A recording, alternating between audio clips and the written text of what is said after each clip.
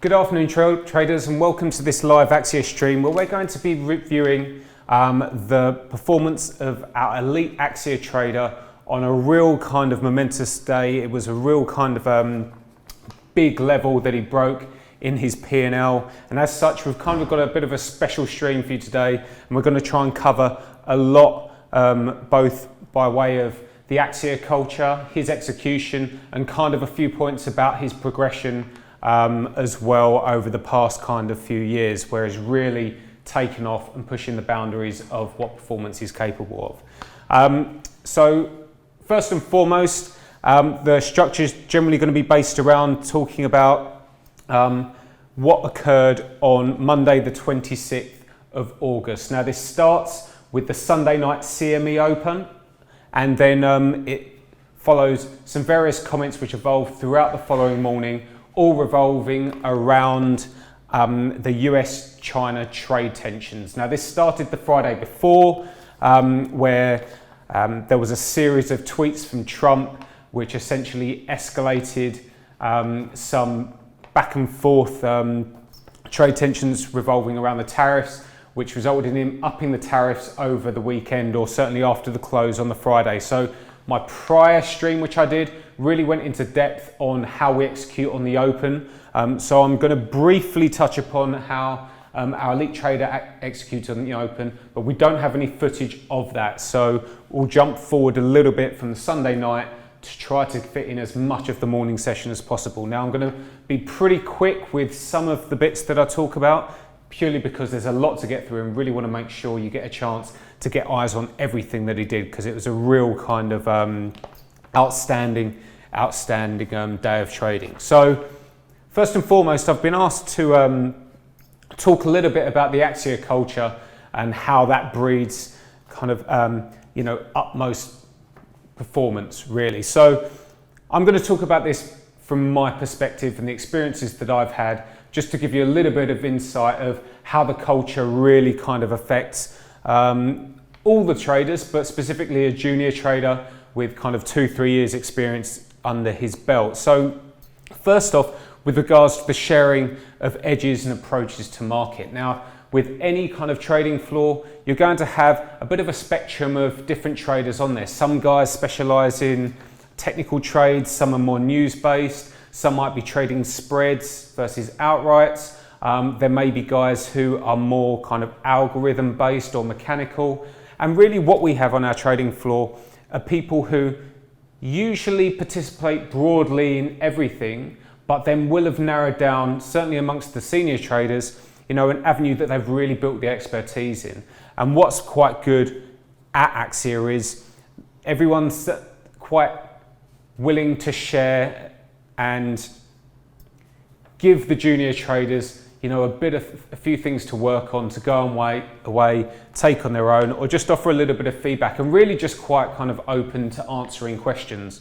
If you're very forward or showing that you're really interested in something, then they're quite happy to talk through their approach. And really, I think that comes from their perspective of the more that you are able to share or teach something, it kind of gets you thinking about it from a different perspective as well. So, there's really a lot of opportunity from my perspective for dipping your toe in different areas, finding what works best for you, and then building a bit of rapport sometimes with some of the senior guys as you may take an approach that they have and develop it slightly for yourself somewhat. Another thing that we really focus on here is event preparation. Now, we talk a lot about, when I debrief or review some of the key events, the central bank events or big data points which come out, the preparation that we do and the discussions that we have, it's kind of split between communal discussions and then the work that you do on your own.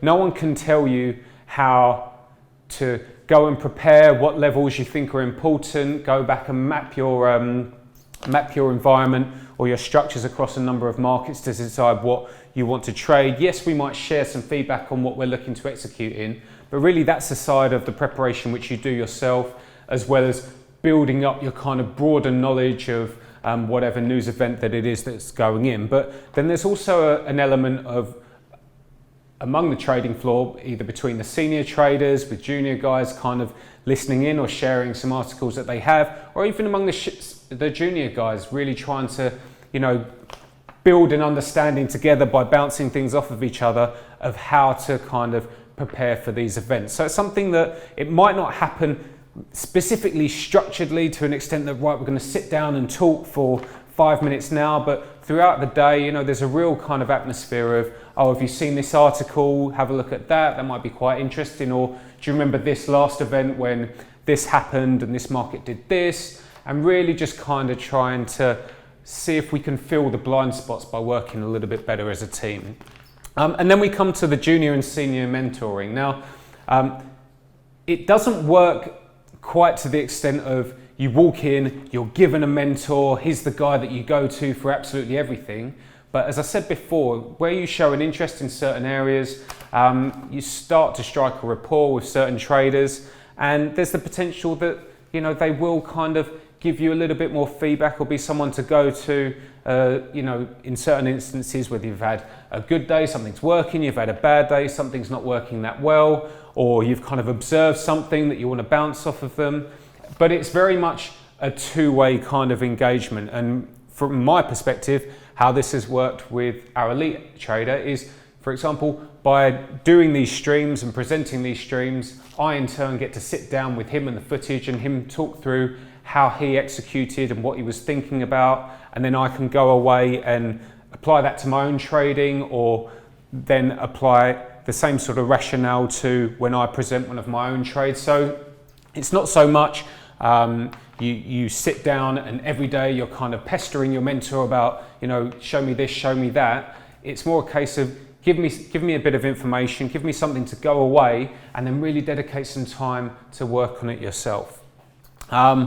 And another thing that's been introduced is the Senior Traders Best Practice or Pattern Workshop, which is being pioneered by Alex, one of the founders at Axia. And this just kind of comes into a list of things which are constantly kind of evolving and being brought into the way that we kind of work with each other and share information.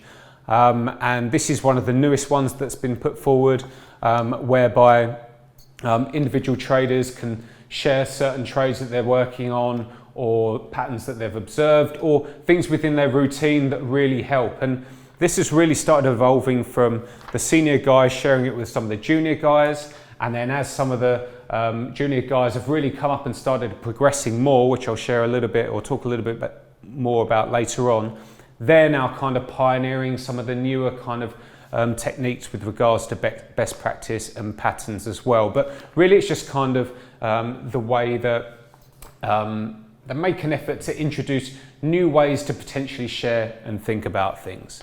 And then there's pushing performance boundaries, which we'll be able to see from our Elite Trader, the size of the day that he delivers here. It's constantly pushing your perspective of what you could be potentially achieve. And as that gets pushed further out, it should be used as an incentive really for you to kind of set your goals and your targets as far forward as possible. And from my perspective, it's more a case of being able to see the potential of what possibly can be achieved, even if it's relative to where I am now in 5, 6, 7 years. It still gives you a bit of direction. And sometimes when your trading goes through ups and downs or ebbs and flows, or you go from having like better performance to maybe a little bit slower, or it slows down a little bit with slightly smaller days, it just kind of gives you a little bit more long game to, right, this is what we're working towards. And it's an environment where the fact that you can see this on a day-to-day basis, it just keeps it kind of at the forefront of your mind. And then finally, intraday news and idea sharing. Now it kind of depends on where you're sat, be it who you're going to talk to on the trading floor, whether you're sat with a group of junior traders or you're sat with senior traders. But the environment is such that as you build rapport with other guys on the trading floor, you can either, you can Skype them throughout the day and just say, what do you think of this? Or they might send something to you in turn. So it's just more of an element of, just how can we kind of all help each other a little bit. And sometimes that can be as much as just, little pat on the back and saying, look, I've lost today as well. It was a tough day, especially as a junior trader. You can be quite hard on yourself. But really, I just wanted to kind of give you a broad kind of view of how these kind of, points which are really kind of pushed as the key values of the Axia culture from the founding members translate into what I would perceive as being one of the junior members on a day-to-day basis.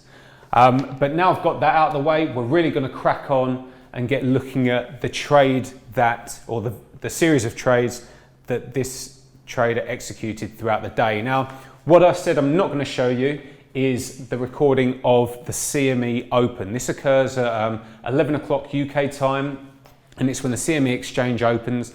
And having had some negative news after Friday's close, be it Trump's tweets highlighting the tariffs being extended by 5%, we were expecting a negative move on the open. Now, when we talk about risk on, risk off, which I'm going to speak about a lot throughout the day, just going to quickly sum up for those of you that aren't familiar with it, what that means. Essentially, risk off is a scenario where something negative has happened and there's essentially a flight out of risk assets into the kind of safe haven assets. And what we see that across the markets that we most familiar trade would be equities going down and bonds and gold and yen, for example, going up. And that's broadly what we're going to look at today. Equally, the vice versa. If it's risk on, we expect equities to go up and gold, bonds and yen to push lower. And that's broadly the kind of the correlations or group of correlations that I'm referring to when I say risk on, risk off. So having had a negative comment, which should push some risk off into the market over the weekend gap where the markets are closed, on the open, this trader executed in 3 markets specifically. So we're going to look at the trades that he took in gold, S&P and the US 10-year. So as I said before, be it risk off, he's going to be buying gold, selling S&P and buying the US 10-year. Now, I spoke about this a lot in my last stream about how you look at the structure in order to lay your orders for the open. But just broadly, below here, we have the daily profile, and we can see that for gold, there was some key levels to the upside that if we open below there, he was looking to attack, which we did open, I think, just below there.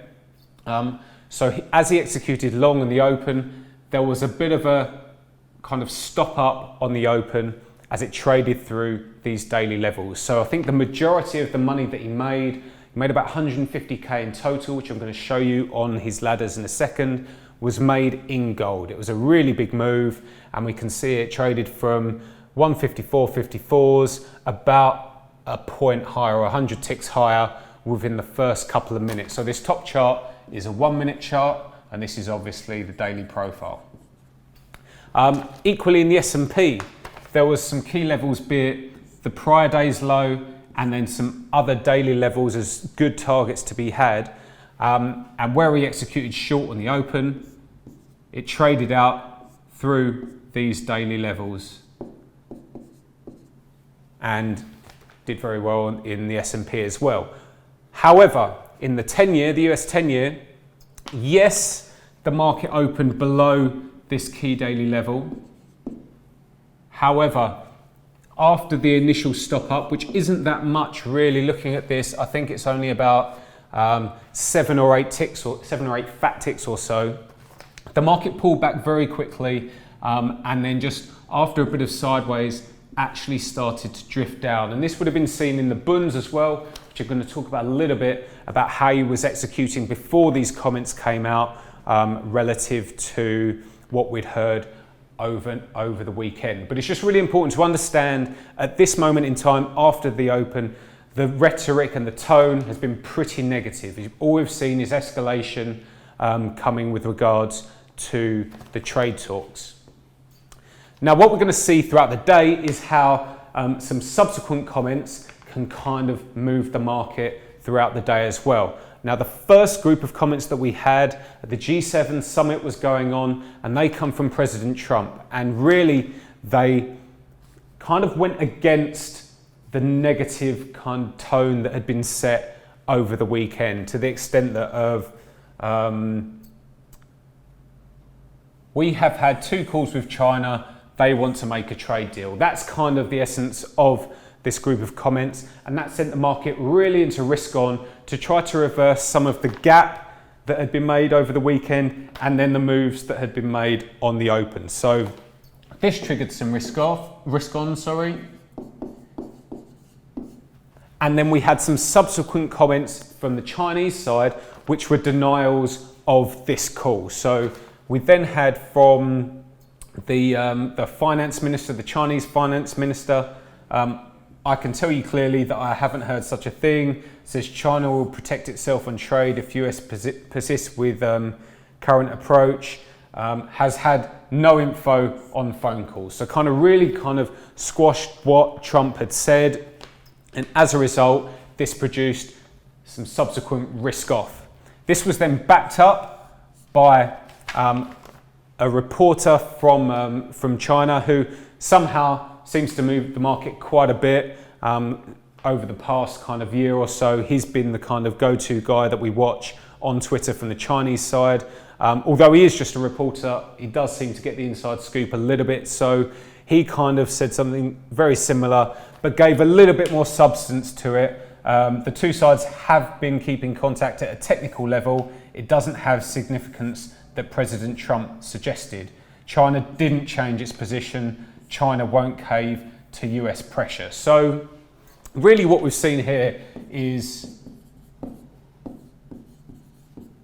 we've had some conflicting reports from what we had over the weekend, which caused some risk on, and then we had the denial of that, which caused some subsequent risk off.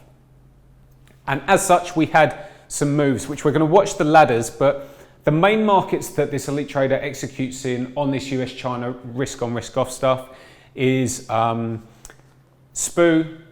It's the key equity market that he'll be trading. And then markets that have been working quite well for him are gold and yen as well. So as I said before, gold and yen positively correlated, and then also with the bonds, and then the S&P has a negative correlation to them. So he'll generally be hitting S&P, gold, yen, but we're also going to see him participate quite a bit in the bund. Now I'm going to speak a little bit more about this later on after we've seen some of the footage, but the bund in general, it's his core market that he executes in throughout the day. So it's always something that he's going to hit on a comment because he's familiar with where it's trading, how it's trading, and really he understands it quite well. That being said, on this risk on, risk off stuff, it reacts quite well for the initial blip, but then the subsequent moves and the follow through, they come through a little bit more in the gold, SPU, and yen. So it's just something to observe. That's something that he's acknowledged, but it's still not going to stop him executing in it, just because if it does go a long way, he's going to be very disappointed, knowing the psychology that he takes with him if he misses out on a big move in the bund, be it that it's in the middle of his screen all day, every day. So we're going to look at some of these moves. So the first move that we're going to look at was the move off of the calls that had been had, the Trump comment from the G7.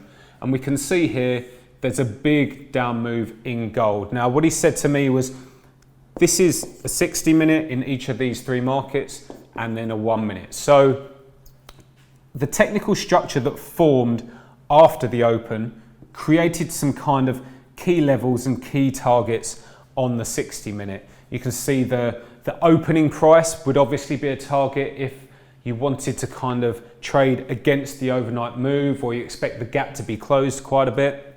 And then, so really you're looking to trade through the open and then target the overnight, the Friday's close, for example. So you can see these here. And that's similar across the SPU as well. But we can see we're going to be looking first at this move, and then this also occurs, so this is obviously going to be going down in the bund as well, but I think it is around here. This is the move that we're going to be looking at in the Bund. And then later on in the day, we're going to be seeing some of these reverse moves. So I think the first one of the denial was around potentially in this area. And that would have been in this area. So this is the first denial. I'm not sure where it is in the Bund because it didn't really move that much. And then there was a bigger denial later on, which we can see here. And I think, sorry, here. So that's just to broadly give you an outline of what we're going to be seeing on the ladders by way of chart. So if you ever want to flick back and have a look, this is the page that really is going to show you where we're trading at each of these times. But the three areas of footage, just again to reiterate, that we're going to be looking at: first here, second here, and then third here, relating to those three comments which I just showed you before. So we're now going to skip through to the ladders.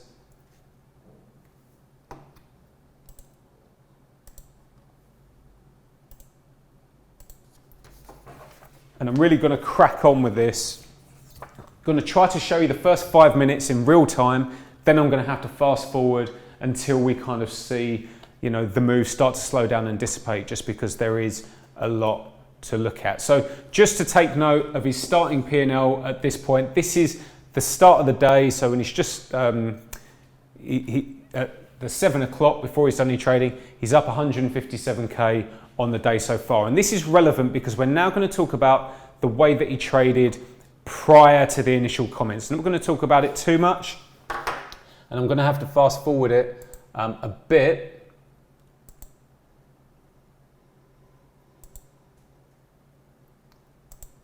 And I'm going to do it in, this is at 4 times the speed as well. So essentially, after the risk off open, the bonds had started to offer down. So just looking here, you can see the Bund, the S&P, gold, and unfortunately we don't have the yen ladder up as well, but he's executing in the yen, and you'll be able to see that in this box here. And then he's also executing in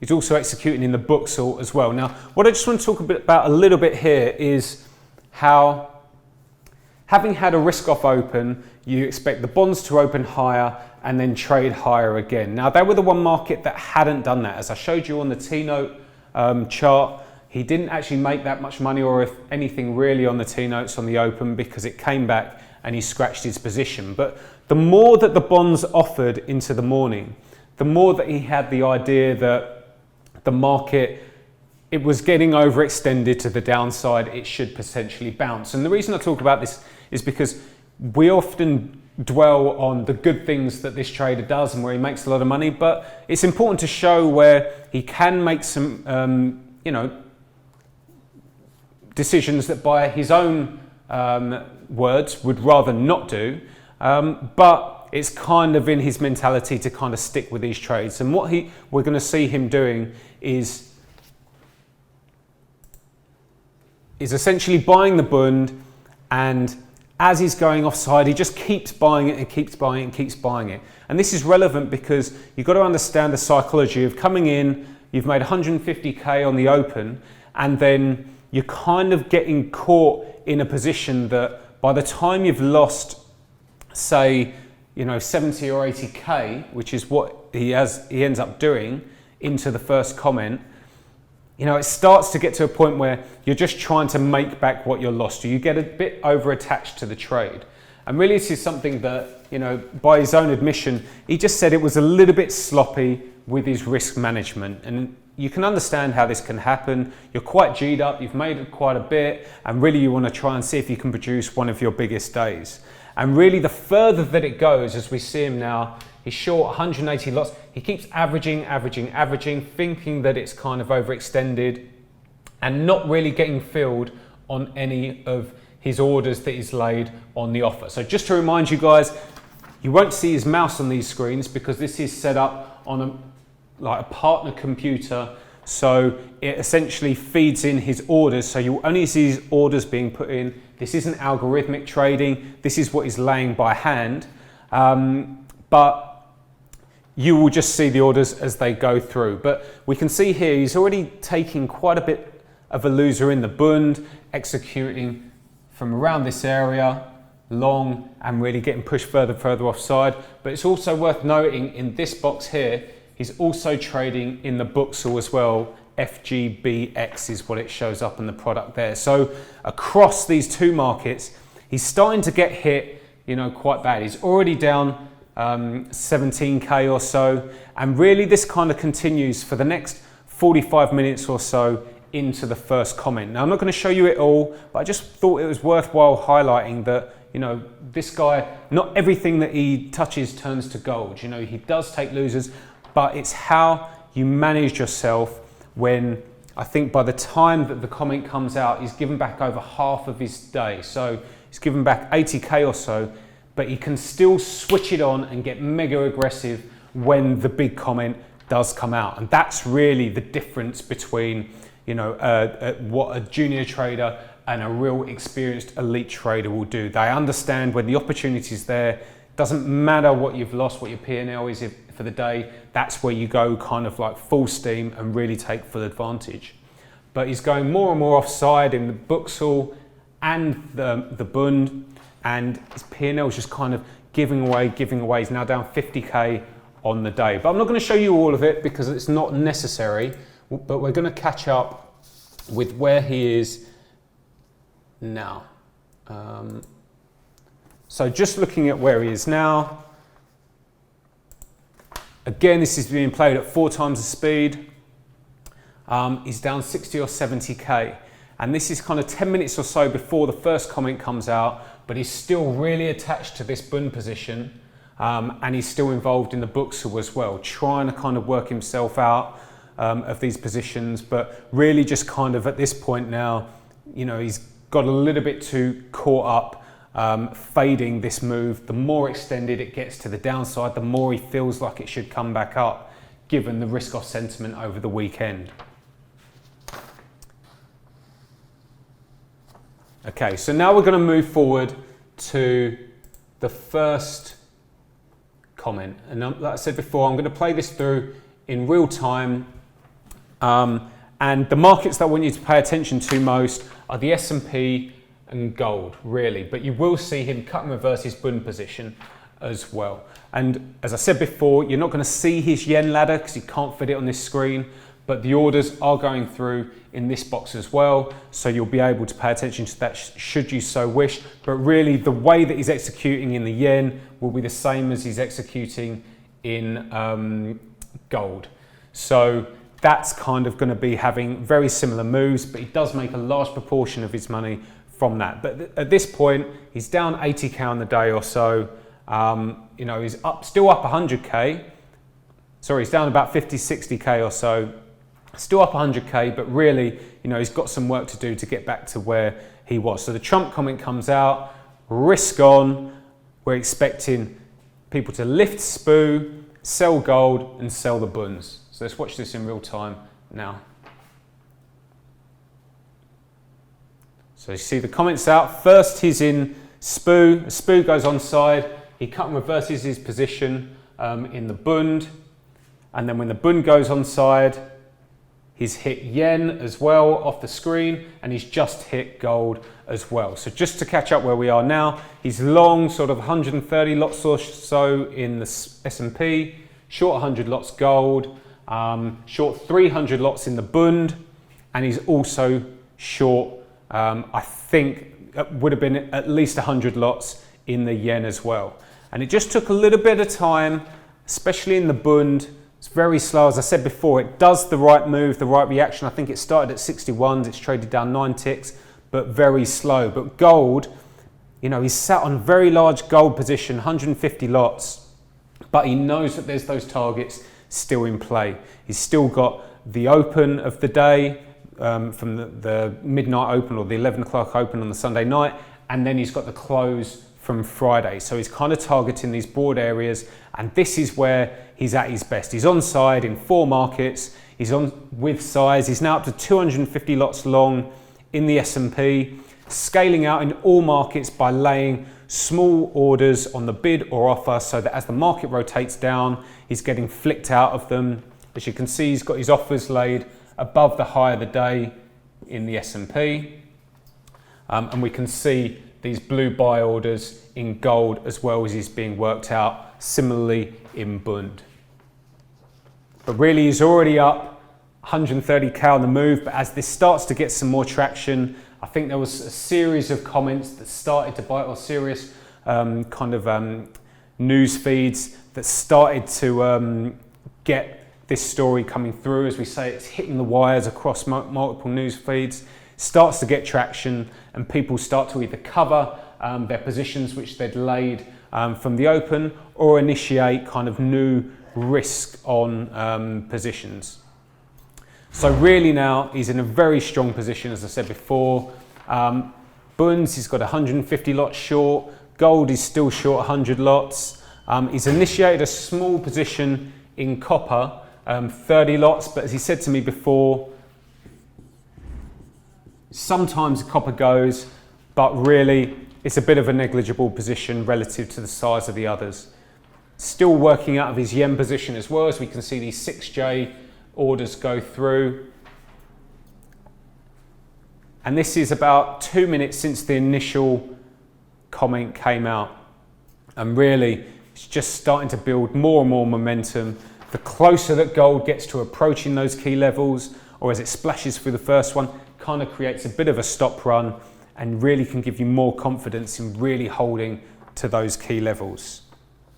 But really the order that he hit in went SPU goes on side, hits Bund goes on side, hits yen, and then gold as well. And this is something that's become quite instinctive for this trader on the US-China stuff. And it's something that we can all take, trying to build in kind of some instinctive, methodical approach to which markets you're going to hit in these kind of risk on, risk off US-China scenarios, because it's such an important theme at the moment that it's going to happen over and over again. And the quicker that you can get to market on the good ones, it's going to really open up that big upside potential for you. So we're now 3 minutes into the move. He's just approaching being up 300k or so for the day, but really making the majority of his money in the S&P and somewhat in gold in this move. Really the Bund, as I said before, the initial move is with the rest of the markets, and then what he's kind of shared with me is that the Bund has a tendency on this US-China stuff to then, in the kind of second phase when the other markets are building up a bit of momentum, to just doing its own thing. Now what you can take from that is you don't want to be adding really aggressively relative to the initial size that you get away in Bund when the other markets are still going. He said he's willing to hold his position so long as the others are pushing the extremes of their move, but he's not looking to kind of really get too much more into Bund. And as you can see now, he's not adding much more into any of these. You can kind of feel like the pace has slowed down a little bit, still moving in the right direction. We can see SPU's still pushing higher, but he's happy to deplete his size with small clips, just working him out, trying to stay with his trade as much as possible. But as a new flow kind of comes in there, so we see he's just creeped over 300 lots. He did add another 60 lots into the S&P. You can just feel that there's another kind of second wave starting to come. And something that he does so well is when he feels that, he's quite good at getting another clip in. Certainly the most responsive market, which so far for this move has been the S&P.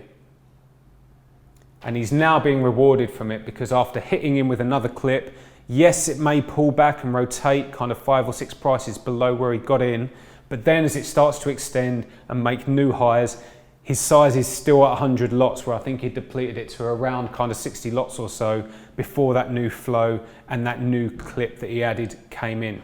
So he's now up 360k on the day, and this is where the market really starts to get a little bit crazy. It's just turned 8 o'clock, so the European cash open, and you've got to think people are sat down at their desks, really starting to look to get away orders. You know, you've got not just guys executing in the futures, you've got, you know, the options guys who might be hedging delta hedging in the futures against their positions. You know, there's a lot going on, but the 8 o'clock open generally has an influx of volume that comes into the market. And you can see now gold is just starting to take another leg lower and really starting to progress towards that second daily target that he had in play, which I showed you on the charts before. He's on side in copper as well. Yen, as I said before, he's still working himself out of that position, but I think pretty much as long as he's going to be in the gold position, he's going to be short yen as well. Can just see a couple of yen orders coming through. He's still scaling out with small buy orders from his short position. He's now approaching up 400k on the day. He has added into his Bund position on the European cash open as well. And so we can see everything's just now starting to lift. We've got some more kind of risk on flows coming through. He's added another clip into his S&P position. You can see across the board, this is DAX, the ladder here. That's pushing higher quite aggressively as well. So all of the kind of equities across the US and European space are all reacting to this quite a bit. You've got to think the market's so disjointed from where it was. Even on Friday, there was a huge risk-off move from about 4 p.m. going through into the close, that there's so much room for everything to kind of retrace and bounce back. Even if it was to only retrace, say, 25-30% of the move that it had done, it would still put a lot on the table there up for the taking. And this is something that, again, we can all take from this, that however kind of disjointed or overextended or stretched the market gets on a certain bit of news, if that news then has some kind of counter information to that, you know, that's how you're looking at how far the move could go relative to what it initially did. And it's something this trader does very well. We'll talk about it a little bit more in the denial, how that can also put him in a position where he might underestimate how far a move can go, but at least there's kind of a cognitive methodology to how he's doing it, which is broadly right, and it's a sensible way to kind of think how long you want to keep your size in these markets. So that's been played at 1 time the speed. I'm just going to try and play a little bit more forward for you as we see him work out the rest of his position at 4 times the speed. So we've just watched about 5 to 7 minutes at 1 times the speed, but just so you can kind of see or get a feel for how he's still in these positions, but he's now only down to 40 lots in the S&P. He's out of his gold position. He's down to 170 lots or so in the Bund. But he's just trying to stay in for as long as he can. Maybe another wave will come through, but it's quite unlikely at this stage now, when everything's really started to slow down, that he's going to start doubling down and really getting his size in without any new information really coming to the market.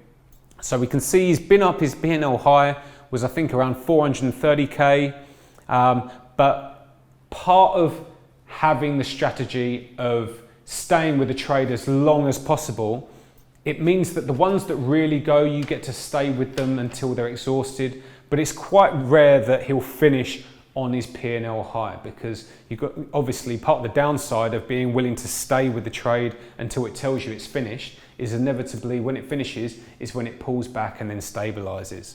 But if the strategy works overall and you're consistently seeing good results from it, which this trader is obviously doing, then you know it's nothing to get wound up about. Shouldn't be kind of looking at your P&L thinking, oh, I was up 430, now I'm only up 370.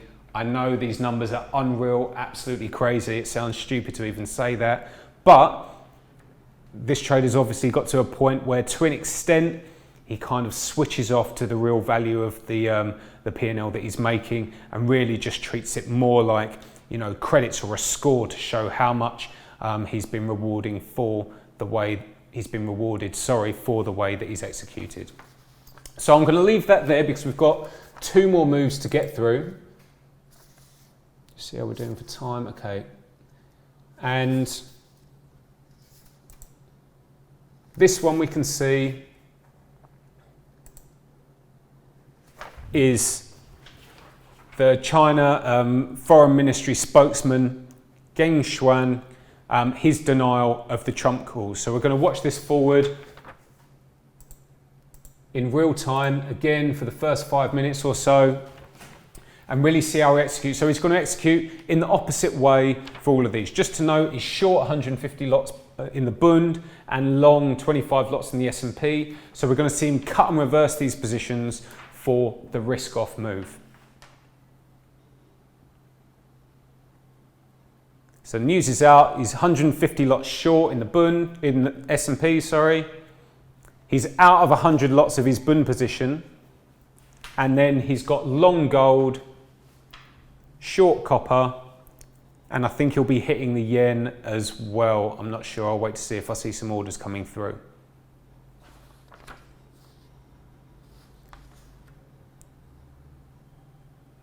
But what he's actually done, he's stayed short in the Bund, and I spoke to him a little bit about this, and he just said he was managing positions in 4 volatile markets at this time. You've only got so much attention. You've got to keep it focused on, where you've got the most risk allocated. And if you don't cut and reverse your position quickly in the Bund, it's kind of pointless in doing it. You may as well long it out. Usually for these denials, it's a very fast reaction. For every subsequent denial which comes out, or denial of the denial, the move generally becomes faster and faster. And what we see is his execution style and how quickly he gets out of these positions, and then often cut and reverses to fade the denial. It's treated more as a smash and grab on the initial denial, and then potentially to fade that. But he's up to 110 lots short in the S&P. He's up 430k on the day. Gold, he's long 60 lots. Copper, he's short 80 lots.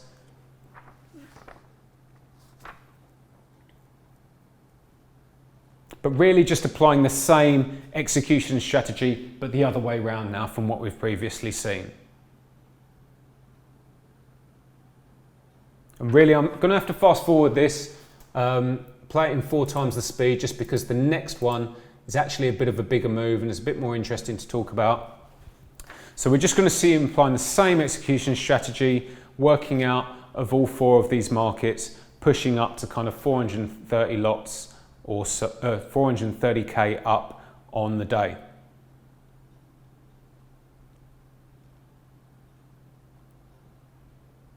As you can see, he's quite willing to kind of just let his Bund position float around 70 lots or so, because he's so kind of involved in the other markets. He's got a pretty heavy copper position on. And again, he has given back a little bit. He's up 410k or so. So he's given back about 20k as the markets have kind of done their initial move on the denial and then bounced somewhat. But what I want to get to is the final move.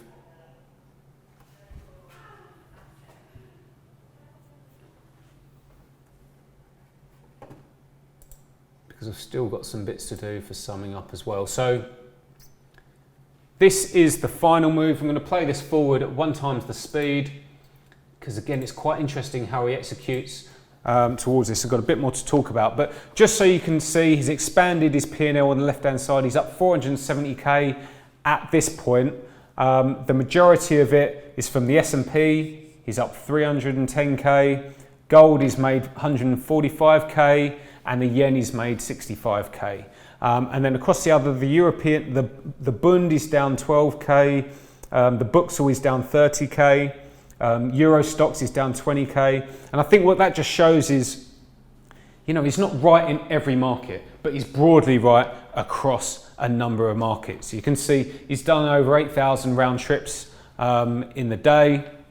So this is the kind of, scale that traders of this size are working with. But in order to get there, you've kind of got to be able to take the rough with the smooth. You've got to be able to accept that you're going to lose kind of 20, 30k in some of these markets. But again, just to reiterate, this is Hugh Xin, a Chinese reporter, and his thought process for this as it came out was, it's already been said by a more official spokesperson, be it from the finance ministry. So it shouldn't really go that far. And what we're going to see him do is, although he will execute in the same way we saw him do on the last comment, i.e. risk off, selling S&P, buying gold, buying bonds, he's smashing and grabbing a lot quicker, and then he's actually cut and reversing his S&P position quite aggressively, which I'm going to talk about a little bit in a minute.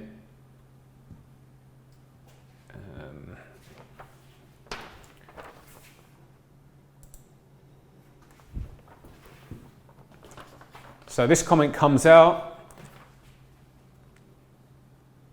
First he shorts S&P 60 lots, then he cut and reverses his copper position. As the S&P really starts to go on this, you notice he hasn't cut and reversed his gold position at this time, but he's up to 200 lots short in the S&P, really big. And his thought process is really getting out a lot more aggressively. He's scaling out with 10 lots, then 4 lots, then 2 lots. And you've got to think, all these orders that are being laid, he's sitting there clicking on his ladders doing this. This isn't automated, as I said before. This is just a representation of what he's seeing across 3 or 4 monitors of ladders on his screens. So he's left his gold position because he didn't really hit it quick enough. I'm not sure if he cut and reversed his copper position or not, but it's again a marginal position. But he's out of his S&P really quite quickly. And what we're seeing now, which is quite interesting, is cut and reversing his S&P.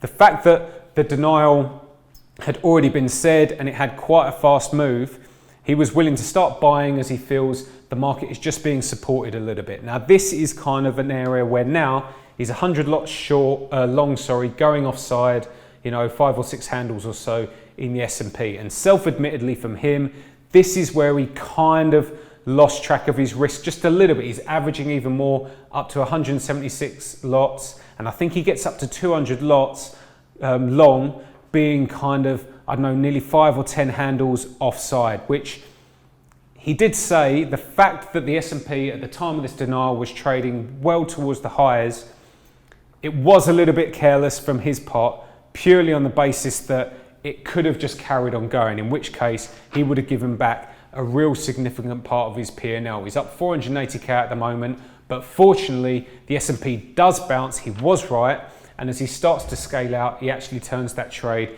into a winner. But really, the fact that it went further than expected, he kind of pieced that together, that it was overextended, it's already been denied, I should start fading this, but really just a little bit too aggressive to be offside with such big size in the S&P, be it such a kind of volatile market, especially when this stuff is going on. And really just talking about how he's fading here and taking some risk on, the theme to that trade is a little bit similar to what he was doing in the Bund at the start of the day. And reflecting on this as he was talking to me, he kind of spoke about how that isn't his edge, taking that trade. We can all visibly see what his edge is. It's hitting really aggressively in kind of 3 or 4 key markets and then going on side and scaling out and staying with the move as long as possible. Where he starts to mix things up a little bit and get involved outside of his edge is generally where he feels that he can end up taking on more risk than is warranted for the potential upside of the trade. And this is something, again, we can all take from this, because even at his level, he's still breaking down his execution, looking at the areas where he could potentially improve and trying to take this on board. But the reason that he takes that trade and fades it is the reason that he's so good at being aggressive on all of these comments, that, whether it's FOMO or whatever, it's so strong, he has to hit and take the trade if he thinks of it, because he's so scared of missing out. But what he's managed to do very effectively is kind of cultivate and refine that into an execution strategy which really works for him, has serious edge in the market, and is capable of making what's up to 480, 490k in a day. And I just want to touch a little bit more on how that relates to how he executes in the S&P. I had a question for him revolving around, when we have these US-China trade comments, the S&P generally blips. I don't know if it's algos that are plugged into it, but it blips so quickly and you can instinctively hit, but then there's a kind of 5 to 10 second period or so where it's very likely you're going to go offside, even if the move does end up going. I said, how do you manage that? Because he always sees to stay in, and then when it does go on side, he cleans up. Whereas for someone like myself, a more junior trader, you can get in, you go 3 or 4 handles offside, you get out the majority of your size, and when it does go, you're either not in or you've got very small size on it. And really what he said to me was, you know, we don't necessarily see all the ones that he hits and doesn't go, but when he hits the comment instinctively, he then has that 5 to 10 second period of, is this big or is it not? If it's a 50-50 or he's not sure, he'll already be kind of laying bids or offers to work himself out a large proportion of that position. Fair enough, if it does start going, he'll be willing to get more in, but as soon as it kind of stabilizes and he's thought about it, you know, sometimes it can just go against him, and he does take quite a big loser on hitting what's potentially a 50-50 or only 30% chance of being a decent comment. But the fact that he's so consistent with his execution strategy, and he can do this time and time and time again across all the comments, mean that it works for him. The problem that some of us can have is when you're too selective about which ones you're going to hit and which size you're going to hit with, how much size you're going to hit with, it can really come against you because you don't allow the probabilities to really kind of play out, and the positive expectancy to play out of hitting every one of these markets. So again, something that we can all take away from this, you know, if you're going to execute like this, you've got to figure out a way that you can be consistent with your approach. And that could just be so far as hitting the same clip, first click, every time you hear it. And then deciding after the initial kind of reaction, how you want to take it forward for the next move. But that's the end of the footage that we've got now. He's up 493k. He finishes the day up, I think, over 200k. I can't show you all the footage because we've already been going for kind of 50 minutes or so. And I just want to finish off with a few points that this trader has kind of shared with me about his evolution of his performance over the past kind of 10 years or so.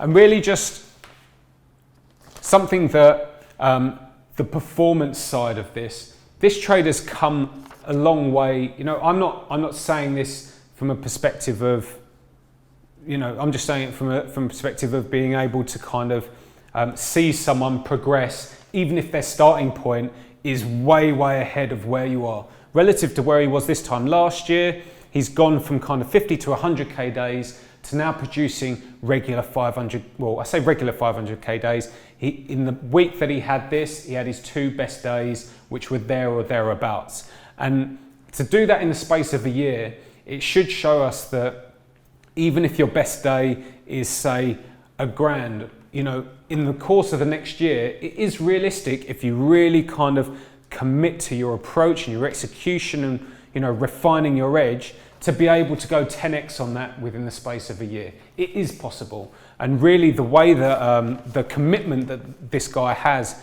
to kind of developing his the way that he executes and the rest of it, it's not surprising. You know, he is always here. He must sacrifice loads to make sure that he's always at his desk to be able to really take advantage of these big news events when they're there.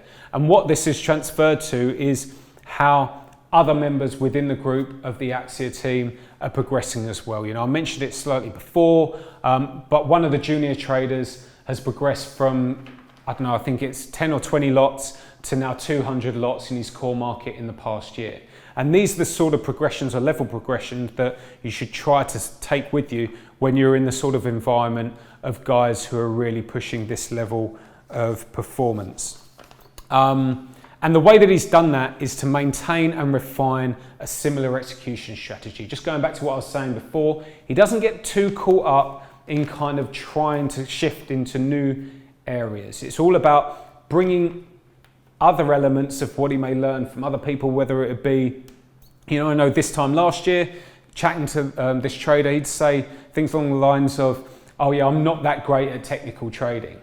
But what he's managed to do in the past year is kind of learn a way to apply his execution strategy, which he would have pushed on comments, into kind of more technical based trades, and now has really kind of cashed in on that as well. And it's kind of that constant refining and building up of confidence, which then moves into this area where as the confidence grows, in turn, you're trying to kind of push your size and then match your size, your top end of your size, with the conviction that you have from whatever comment or technical break or data point or whatever it is that you're trading. But you're constantly pushing and pushing your risk tolerance and size. And this is something that we can all relate to, even myself.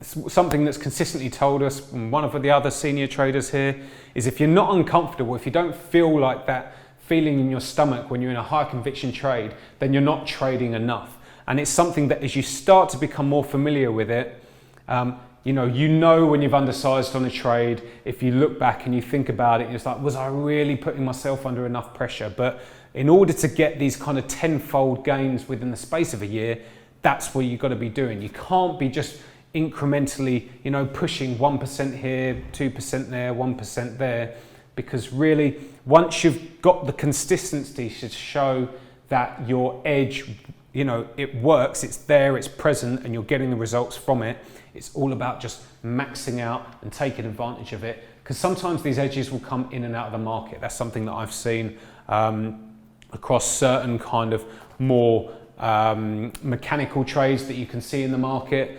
They come in and out, so it's really a matter of pushing as much as you can until it tells you that it's not there. As I said before, he's really pushing, and he's had 2 of his career best days in the space of the week, and just pushing back here. Once you've gained the consistency, your confidence grows, and then you start to really push your risk appetite and tolerance, and that in turn is what has all kind of led to the growth that allows a guy like this to really capitalize on some of these huge days and really reach this huge milestone of having a $500,000 day. So I hope you've enjoyed that. I know there's been a lot there, but really such a good one to kind of talk about. There's so many good elements within his trading, from the open to the various comments to really look at. I hope you've enjoyed it, and we'll be back soon with hopefully some more even bigger days from our elite trader. Thank you.